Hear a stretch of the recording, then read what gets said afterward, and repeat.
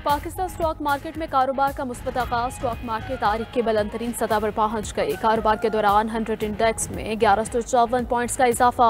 100 index ने 1,29,000 points की नफसियाती हद में भी अबूर कर ली। 1,29,353 पॉइंट्स पर ट्रेड।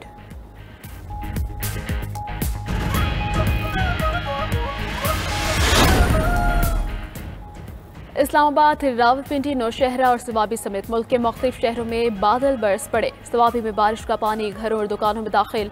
बारिश बरसने से हफ्स की छुट्टी, शहरियों ने सुख का सांस लिया। महकमा मौसमियात ने मुल्क के दीगर कई अजला में भी तेज हवाओं के साथ बारिश की नवीद सुना दी। मरी, कश्मीर, गिलगित, तीर, सवात और मालाकंड समेत बालाई इलाकों में अब्रे करम का इम्कान है।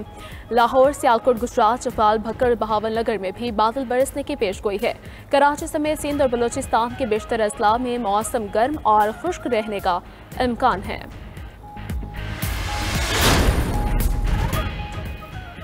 इसराइल अमरीका के दरमियान गजा में 60 रोज़ा जंगबंदी के लिए शराइत पर इत्तफाक। अमरीकी सदर डोनाल्ड ट्रंप ने कहा कि उनके नुमाइंदों ने गजा पर इसराइली हुकाम के साथ तवील मुलाकात की।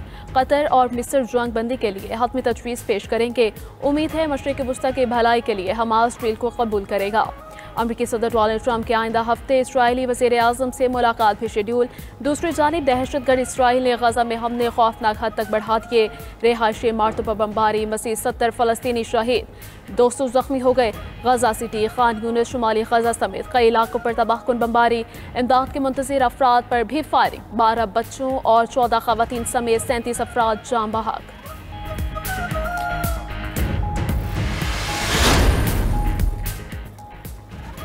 दुनिया में तेजी से बदलती हुई सूरत हाल पर नजर है। पाकिस्तान सलामती काउंसिल की सदारत के दौरान फ़लस्तीन के मसले पर बात करेगा। पाकिस्तान के मुस्तकिल मंदूब आसिम इफ्तिखार की अक़वाम मुत्तहिदा में ब्रीफिंग। कहा, पाकिस्तान दुनिया भर में तनाज़ात के मुज़ाकरात के जरिए हल का हामी है। पाकिस्तान UN चार्टर के तहत तनाज़ात का पुरअमन हल चाहता है। आलमी मसाइल सिफारतकारी और सालिसी से हल होने चाहिए। अक़वाम मुत्तहिदा में पाकिस्तान के सेकंड सेक्रेटरी रबिया एजाज का भारतीय नुमाइंदे के बयान पर सख्त जवाब। कहा, दहशतगर्दी में भारत के मुलव्वस होने के सबूत मौजूद हैं। भारत दहशतगर्द तंजीमों BLA और TTP की सरपरस्ती कर रहा है। मक़बूज़ा जम्मू और कश्मीर भारत का अंदरूनी मामला नहीं, अक़वाम मुत्तहिदा ने उसे मुतनाज़ इलाक़ा करार दे दिया है।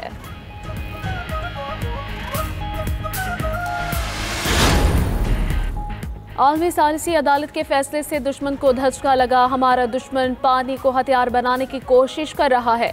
सालिसी अदालत ने वाज़ेह कर दिया कि भारत एक तरफा तौर पर मुआहदा मुअत्तल ख़त्म नहीं कर सकता। वज़ीर आज़म शहबाज शरीफ कहते हैं कि दुश्मन के नापाक अज़ाइम को नाकाम बनाएंगे। आबी ज़खायर की तामीर को तरजीही बुनियादों पर मुकम्मल करेंगे। दियामीर भाषा और दीगर मसलूबों की तकमील के लिए पुरअज़्म हैं। सबात के अफसोसनाक वाक़े में कीमती जानें ज़ाया हुई। NTMA वाक़े के तनाज़ुर में रिपोर्ट तैयार करे। ऐसे वाक़यात की रोकथाम के लिए हिकमत अमली बनाई जाए। सियासत से बालातर होकर वाक़े का ईमानदारी से जायज़ा लेना है।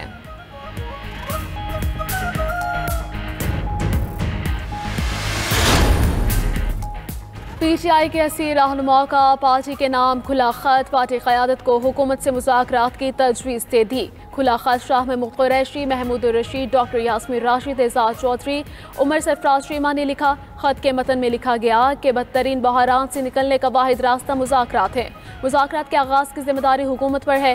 खत में मुज़ाकरात को बानी PTI के मुशावरत से मशरूत किया गया है।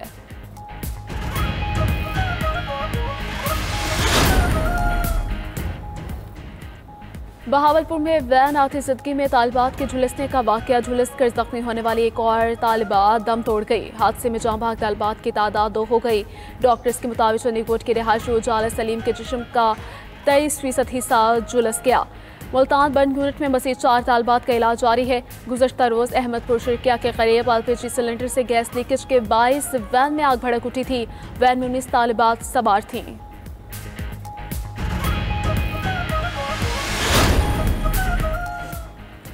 दरियाए सवात में बह जाने वाले एक बच्चे की लाश अभी तक ना मिल सकी। सियालकोट के लापता अब्दुल्ला की तलाश के लिए 5 मकामात पर रेस्क्यू ऑपरेशन जारी रहा।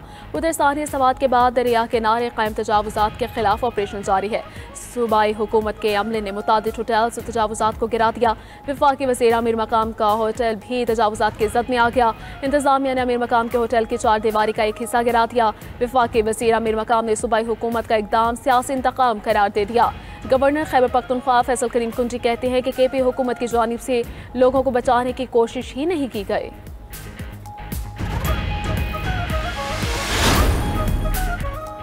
न्यूयॉर्क में इमिग्रेशन अदालत से मुतादिद गैर कानूनी तारकिन वतन गिरफ्तार। अमरीकी इमिग्रेशन हुकाम ने मैनहट्टन के इमिग्रेशन अदालत के अंदर से कई अफराद को गिरफ्तार कर लिया। गिरफ्तारियां इमिग्रेशन समातों के फौरन बाद हुई। इंसानी हकूक की तंजीमों का गिरफ्तारियों पर इजहार तशवीश। इमिग्रेशन हुकाम अब तक 59,000 से ज्यादा अफराद को हिरासत में ले चुके हैं।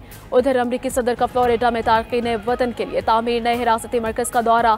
ट्रंप ने कहा कि हम मीलों तक गद्दारों की दलदल में फंसे हुए हैं, उनसे तजारत का एक ही हल, सबको मुल्क बदर कर दिया जाए। इमिग्रेशन हुकाम जल्द अगले मरहले का क्रैकडाउन शुरू कर रहे हैं।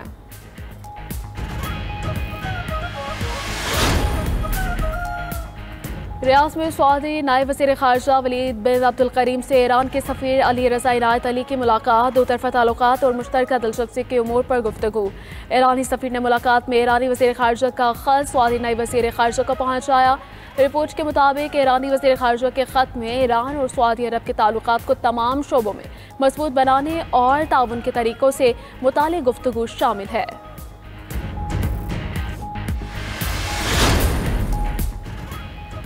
और तुर्क शहर इस्तांबुल के मेयर इमामोग्लू की गिरफ्तारी के 100 दिन मुकम्मल। इमामोग्लू से इज़हार यकजहती के लिए हज़ारों अफराद का मुजाहिरा। मरकजी अपोजिशन रिपब्लिकन पीपल्स पार्टी के अरकान की भी शिरकत।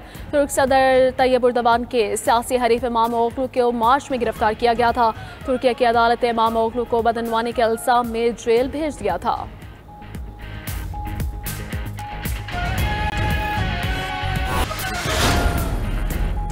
Justice Sarfraz Dogar Islamabad high court के मुस्तकिल चीफ जस्टिस बन गए। Justice SM Atiq Shah Peshawar high court के मुस्तकिल चीफ जस्टिस होंगे। जस्टिस रोजी खान की बतौर chief justice Balochistan high court तकर्री। Justice Mohammad Junaid Ghaffar Sindh high court के मुस्तकिल चीफ जस्टिस मुकर्रर।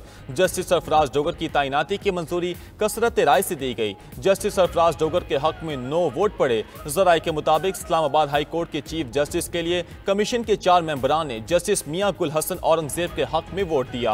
जस्टिस जमाल मंदोखेल ने किसी जज के हक में वोट नहीं दिया। PTI की जस्टिस SM अतीक शाह की बतौर chief justice Peshawar high court तैनाती की मुखालफत।